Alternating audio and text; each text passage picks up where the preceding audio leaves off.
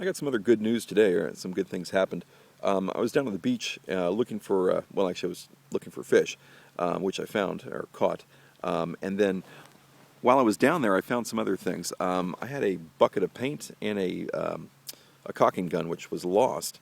I know I brought it to the island, and it was, I saw it on the beach.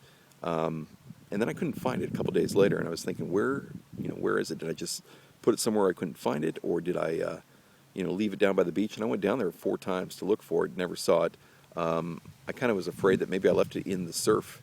I've done that a time or two, which is stupid because I know better. But sometimes you leave things places, and if you do that in the wrong place, the ocean will come up and take it. So I don't think I've actually lost anything in the ocean other than some boxes of macaroni got wet. So those are ruined, but otherwise I haven't lost anything.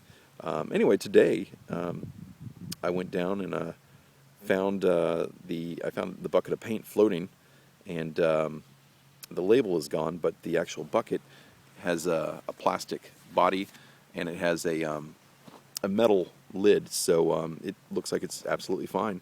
And the caulking gun's in perfect shape. I'm really glad to have that. I was kind of afraid I was gonna have to apply that with a putty knife, which I also don't have, but a make-do putty knife.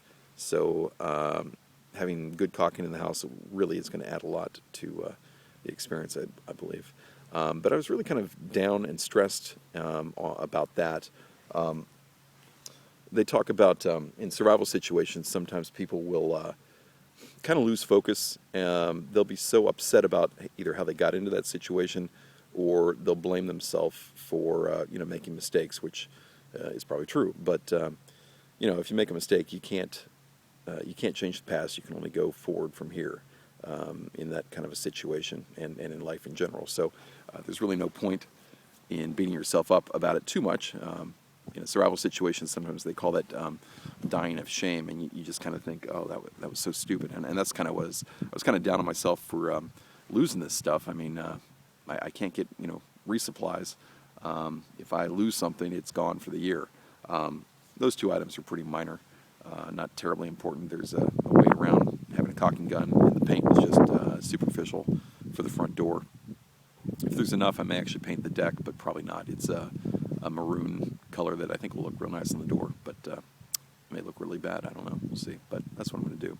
So I was glad to get those two things back, and I feel a lot better just in general after getting my stuff back and fixing a mistake I made of leaving something out.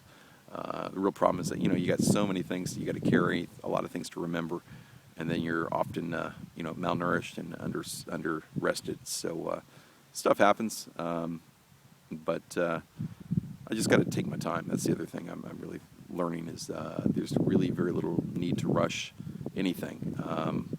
I do have the clock is ticking for the winter.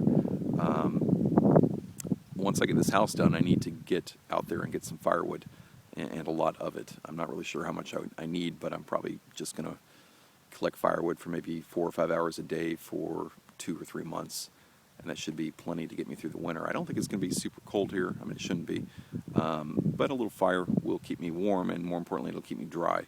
It'll also keep my dog probably happier. I'd be fine in my sleeping bag, but I don't think she would be okay on the floor, even with a blanket. So I think that'll make things a little bit more pleasant for all of us.